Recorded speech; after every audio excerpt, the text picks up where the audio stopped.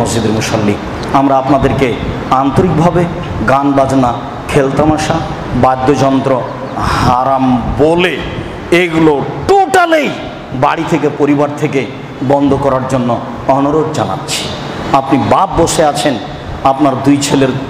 আপনার ছেলের দুই কানে ইয়ারফোন লাগা আছে, গান চলছে, আপনি নিজে দেখছেন, কিছু বলছেন না, আর আপনি নিজেকে বাপ বলে দায়িত্ব পালন করছেন।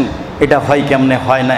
আবু হুরায়রা রাদিয়াল্লাহু তাআলা আনহু বলেন, রাসূল সাল্লাল্লাহু আলাইহি সাল্লাম বলেছেন, মান লাইবাবে নার্দ ফাকাদ আসাবাল কাসেম।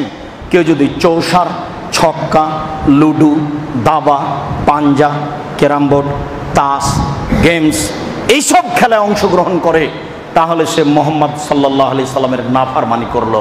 মুসলিম তিনি বলেন, মান লাইবাবে নার্দ শির ফাকাদ আদখালা ইয়াদাহু ফি দামে খিনজির। কেউ যদি চৌসার, ছক্কা, লুডু, দাবা, পাঞ্জা, ক্যারাম বোর্ড, তাস, গেমস এই ধরনের যত বসে বসে খেলা আছে, যাতে শরীর চর্চা নেই, এমনিতেই সময় কাটে, এই ধরনের খেলায় যদি কেউ অংশগ্রহণ করে, তাহলে সে তার হাতকে শুকুরের রক্তের মধ্যে ডুবিয়ে দিল। এই বোকা ছেলে, তোমাকে বলছি, তুমি তো তাস খেলায় অভ্যাসী, তুমি ক্যারাম বোর্ড খেলায় অভ্যাসী, দিনরাত তুমি মোবাইলে গেমস নিয়ে ব্যস্ত থাকো। আর তোমার মার কত খারাপ অভ্যাস, তোমার মা তোমার ছোট ভাইকে গেমস খেলতে লাগিয়ে ও দেখছে স্টার জালসা। এই তো হলো মা বেটা, এভাবে পরিবার চলে না। আপনি একটু সোচ্চার হন।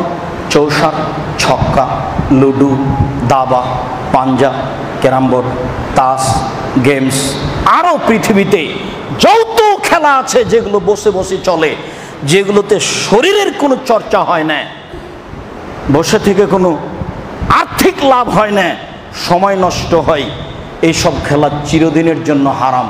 যারা অংশগ্রহণ করে তারা তাদের হাতকে শুকুরের রক্তের মধ্যে ডুবিয়ে দেয়। মর্মে মসজিদের সকল মুসল্লি, দিনী ভাই বোনকে বিষয়টির উপরে বিশেষ সতর্ক রেখে, আপনাদের যারা ছেলে মেয়ে এসব খেলায় অংশগ্রহণ করে, স্ত্রী পরিবার, তাদেরকে বিশেষভাবে সতর্কবাণী, হুঁশিয়ারবাণী, সাবধানী বাণী পেশ করে আজকের খুতবা এখানে শেষ করছি। ইসলাম ইজ লাইফ, ইসলামী জীবন। সমাধান চাও যদি জীবনে মরণে ফিরে যাও, খুঁজে নাও চোখ রাখো কোরআনে। If you want the solution this দুনিয়া এন্ড আখিরা, go back, have a look to the holy কোরআনে।